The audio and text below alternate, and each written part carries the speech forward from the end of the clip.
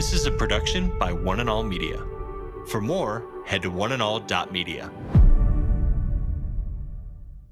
And so here we are together, and we are contemplating how the cross impacts every facet of life. And this weekend, we're going to talk about how it impacts something that's very crucial. Today with Jeff Vines, pastor, apologist, and Bible teacher.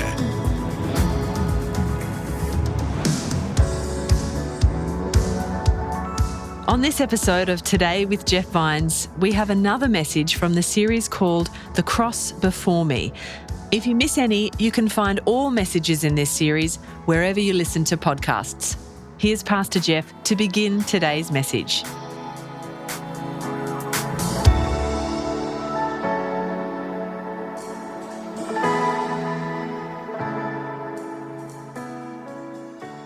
So glad that you're with us. And I think how appropriate it is that our theme is the cross before me. Never in our lives does that matter more than when we're facing something that we don't quite understand. And this is a great time to remember the hope that we have within us. The Apostle Paul talks about that we mourn, but we don't mourn as those who have no hope. And so we are saddened by crises that happen in our world. But remember, the primary message of the cross is twofold. One, that even when we're in the middle of the most difficult part of our lives, God can do his best work. The example, again, is the death of Jesus on the cross.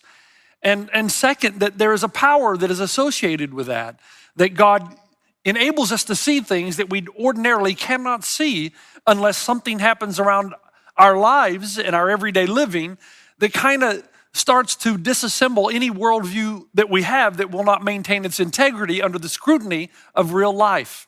And so here we are on a weekend when we are together and we are contemplating how the cross impacts every facet of life. We talked about how it impacts our freedom.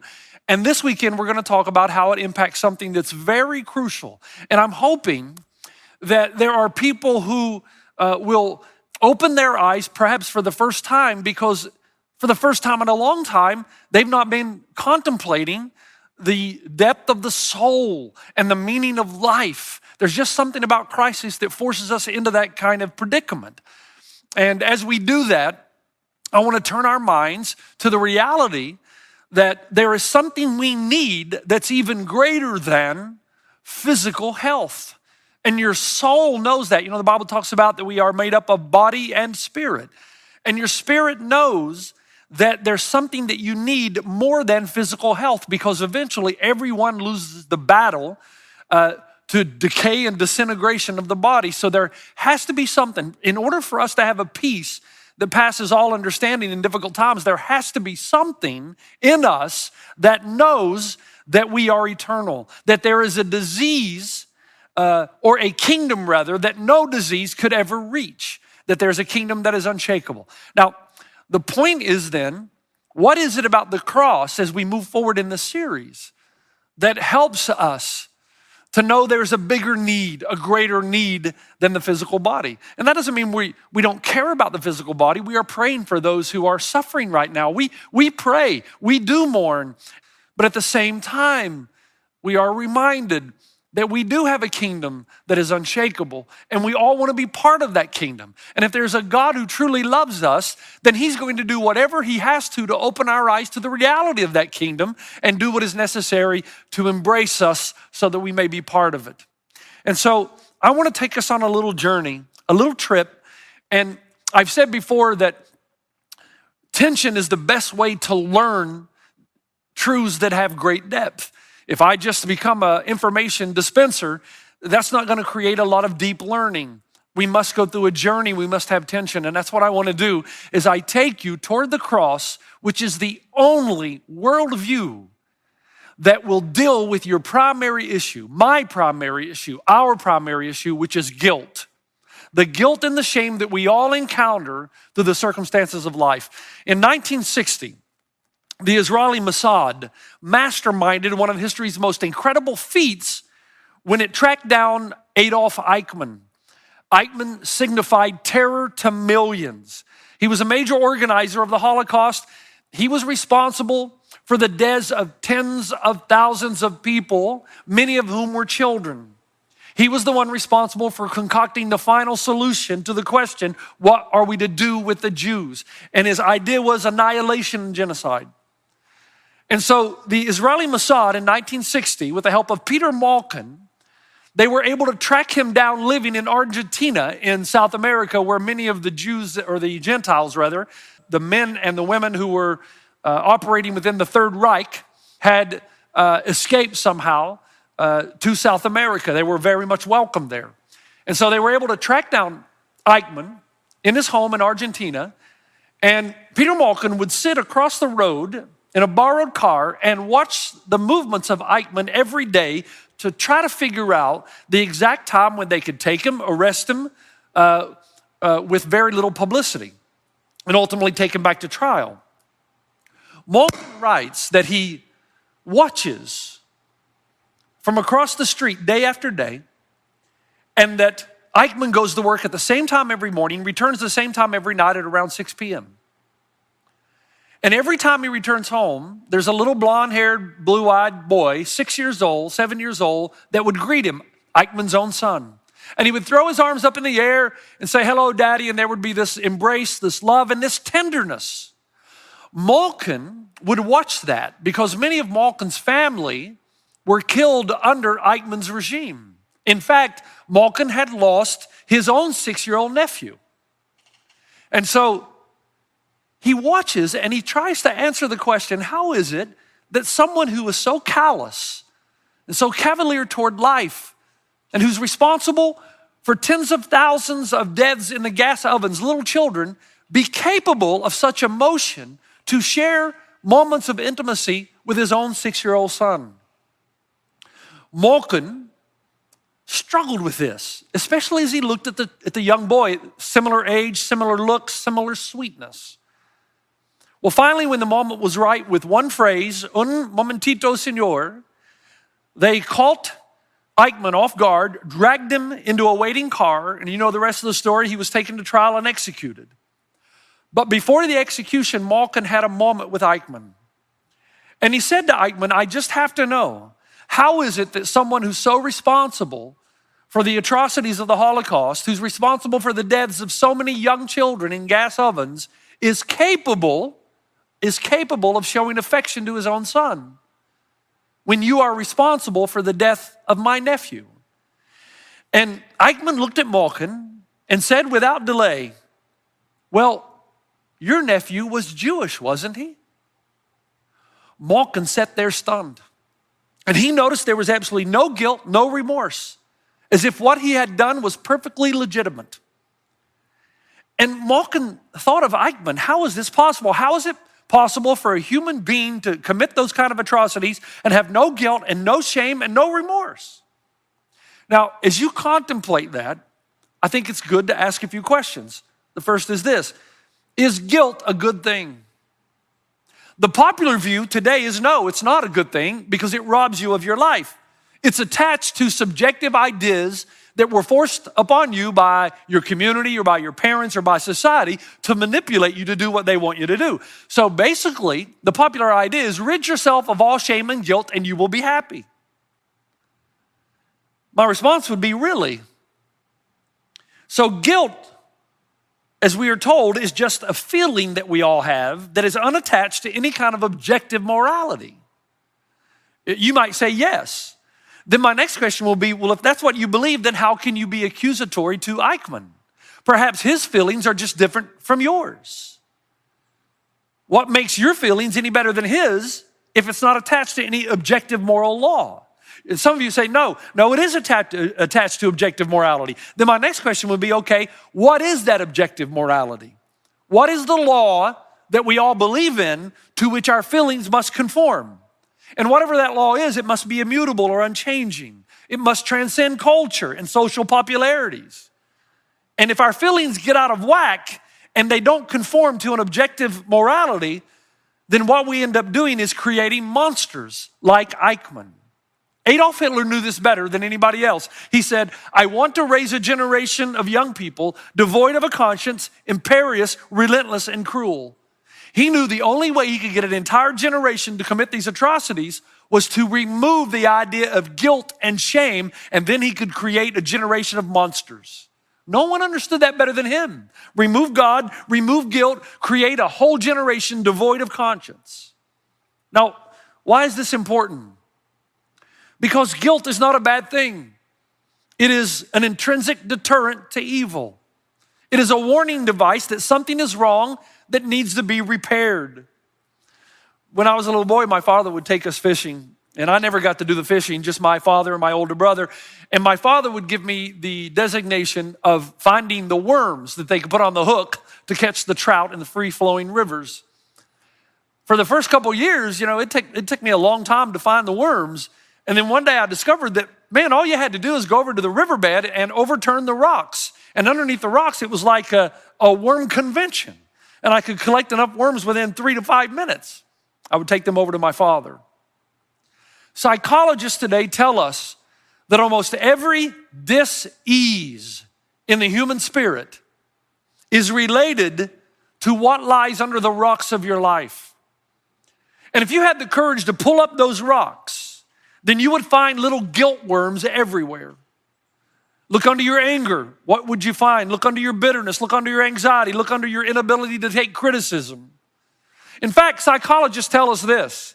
They tell us that guilt is the cornerstone of all neurosis. Everything can be tracked back to the underlying issue of guilt, and that guilt is the daily seasoning of life. So the guilt that we experience may be the daily seasoning of life. It may be the stop sign for correction, a detour to stop going this way. But if you don't respond to the guilt in your life appropriately and you shove through or push through the stop signs, then it is a daily dose of disintegration. We know down deep inside that guilt is tied to a moral reality. We know that morality is just as real as nature itself. The feeling of guilt that we have on the inside is just as real as the earth, the wind, and the sky. Now stay with me just a moment here. When I was about 16, probably 15 rather, I had my first real date. And this girl that I was going on my first date with wanted to go to a place called Carowinds. It was a theme park in South Carolina. Thunderous roller coasters. And I have always hated roller coasters. I don't know why you would pay good money to have that sickening feeling. And so we went to a place called Carowinds. They had a famous roller coaster called Thunder Road. And there was no way I was going to tell this girl that I was trying to impress that I was afraid of roller coasters. In fact, I've said before that every courageous thing that men have done has been done to impress a woman somewhere along the line. And so I got on the roller coaster, I rode the roller coaster, and threw up everywhere. And so I don't think I left a good impression. The thing that I hate on those roller coasters is the feeling in your stomach when you drop stories high. And Thunder Road dropped you 15 stories. Not too long ago, we went to Disneyland and I rode the Tower of Terror, the first and only time I will ever ride it. Why you would pay money to have that kind of feeling is beyond me. Now, guilt is the feeling that you get in the pit of your stomach that somehow a ledger is being kept. And when you violate the moral law that you know to be objective, somehow, some way, you're just adding one more point to the negative column. Do you know what the Bible calls that? It calls it eternity. The Bible says that God has placed eternity in the hearts of men, Ecclesiastes, that you know down deep inside that this world, if it has any sense to it at all, has to have some form of justice attached to it. That we all live in a world where one day we will all stand before God and give an account for the way that we've lived our lives. Now, again, you're thinking, why are we talking about this at a difficult time? Well, it reminds me of the story of where 4 friends lower a paralytic into a room and they're hoping that Jesus will heal him. Instead, Jesus looks to him and says, your sins are forgiven. Now, if you would have been the 4 friends of the paralytic, you would have said, well, that's all well and good, Jesus, thanks for that. But what we're really after is a healing. Jesus is trying to show us that we're all worried about the physical, but there is a deeper issue, and it's the spiritual that impacts the outside. And so since we're all worried about what's going on in the world with an illness, I hope that we will see that when this illness is stopped, when it is stopped in its tracks, when we go back to some normality of life, I am hoping and praying that we will have the same desire to look on the inside and know there's something far more serious in our lives that have to be dealt with. And so somebody comes to me and they'll say, Pastor Jeff, I hear what you're saying about guilt, but if God is so good, why can't God just forgive us? Yes, I'm a sinner. I've done bad things, we all have, but come on. God just needs to chill. Why can't he just say, you're forgiven? Somebody will complain and say, God is so powerful. He never has to wait for things. He can just speak something into existence. Let there be light, and light was. God doesn't say, before I create light, what do I need from the electrical store? No, he's so powerful that when he speaks something, it becomes a reality. Immediately, instantly, intention brings reality. Let there be sea, and there was sea. Let there be land, sky, and animals, and land, sky, and animals. Now, let me just pause just for a moment. Just around your circles of community here in fellowship, have you ever wondered what you would do with that kind of power? What would you do if you could just speak a word and it was true? I've made a list of some of the things I would do. First, let all cell phones be silent during the movie. By now, you know that I have a real problem with that. It'd be great to just speak it and all cell phones no longer work at the movie theater and I can actually enjoy the film. Or how about this one? Let all LA drivers learn how to merge. Wouldn't that be cool if we could just speak it and it happens? Or how about let those who talk loudly on their cell phones in public places be inflicted with the fleas of 1,000 camels? That would be great. Or let all those who play videos on their cell phones at full volume without headphones on the airplane before takeoff be kicked off the plane. That would be good. And then, of course, let all those who do not understand any of the comments I just made, because they're the ones committing these wretched sins, move to San Francisco and become Giants fans. They should fit right in. Seriously, though, let there be sea, and sea is. Let there be land and sky and animals, and land and sky and animals exist. So why can't God say, let there be forgiveness, and forgiveness is? And the answer is the cross. Because on the cross, we are told something very crucial about the character and nature of God. Let me read it again. It's in Romans 3, verse 25 through 26. We are told this: God presented Christ as a sacrifice of atonement through the shedding of his blood. He did it to demonstrate his righteousness at the present time so as to be just and the one who justifies. God's very nature is not only love and forgiveness, where he can say you're forgiven, but it's also justice. We said a few weeks ago that if a judge said to a perpetrator who had raped a young woman, that's okay, as long as you're sorry, you can go free, we would call that an atrocity. We expect justice to be upheld. And God is both just and the one who justifies. So when he sends his own son to die on the cross, justice is upheld because sin is paid for, but his love moves in to pay the debt that you and I owe. Now, this is where the Christian worldview is different than any other worldview or philosophy. The question is, how does God deal with our violation of his objective law that is tied to our guilt? There's a reason that we feel guilt. There's a reason that we feel shame. Because when God gives his law, he does so in a way that is supposed to promote love and peace. If we live within these parameters and confines, then there will be peace and there will be harmony and there will be goodwill toward men. We get outside of these parameters, then our society begins to wreak havoc on one another. So because we're all guilty of violating the law and therefore experience guilt and shame, how does God deal with it? And in Romans 3:25, we're told that God presented Christ as a sacrifice of atonement. He deals with it through the principle of self-substitution. This is the heart of the gospel. This is why Christianity is fundamentally different to every other religious system. John Stott, one of the greatest thinkers, said that as the essence of sin is us substituting ourselves for God, the essence of salvation is God substituting himself for us. At the core of all sin is our inability or unwillingness to allow God to be God and instead attempting to usurp the power and authority of God. We all do it. I do it, you do it. Think about it. We are society. We want to determine our own morality. We don't want an objective morality where some God somewhere is telling us how to live. That's taking over the throne of God. We live like an owner rather than a tenant. We think that everything we have is ours, belongs to us and us alone. We don't see it as a gift from God.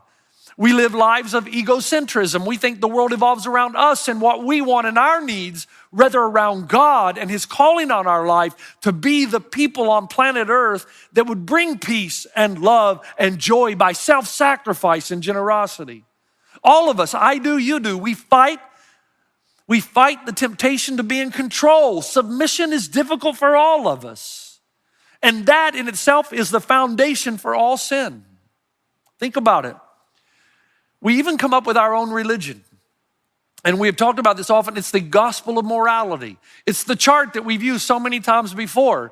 Most people come up with their own way whereby they believe they are at peace with God if God doesn't indeed exist. And their own gospel of morality is this. Well, as long as I have more good, as long as I can write my name above the 50% mark of goodness, then I'll be accepted before God. The only problem is, where is your objective truth that supplies this kind of subjective feeling? Who told you that's the way that you had to communicate or relate to God?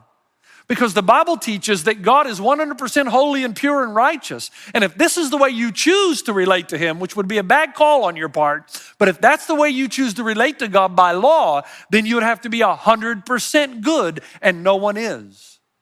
So is the essence of sin is us substituting ourselves for God. So the essence of salvation is God substituting Himself for us. So because we put ourselves where only God deserves to be, He put Himself where only we deserve to be. So in Christ, God came and took what we deserved. So it's still the law of moral accounting. He paid, He suffered. You owed, I owed, but He paid. That's called self-substitution, and there's nothing else like it in humanity. There is no more profound and dramatic and intense principle than the concept of self-substitution. And if you think about our society, anytime you hear a story that has this kind of dramatic storyline, that's compelling, that's heart-melting, any story that we tell of this ilk, it's the ultimate drama. You've been listening to Today with Jeff Vines. Thanks for joining us. Next time, we'll bring you the rest of this message from Pastor Jeff. He's the only person in history who chose the fact of death, motivated by His love for us. And because we put ourselves where Jesus deserves to be, at the forefront of our lives, He put Himself where we deserve to be, separated from God for a moment, that we could be with God for eternity. You can listen to more messages like this. Just search for Today with Jeff Vines wherever you get your podcasts. You make me wanna dance and sing with every single breath I breathe. I will bring this offering. You are my wonder, you bring the wonder. Today with Jeff Vines. This is a production by One and All Media. For more, head to oneandall.media.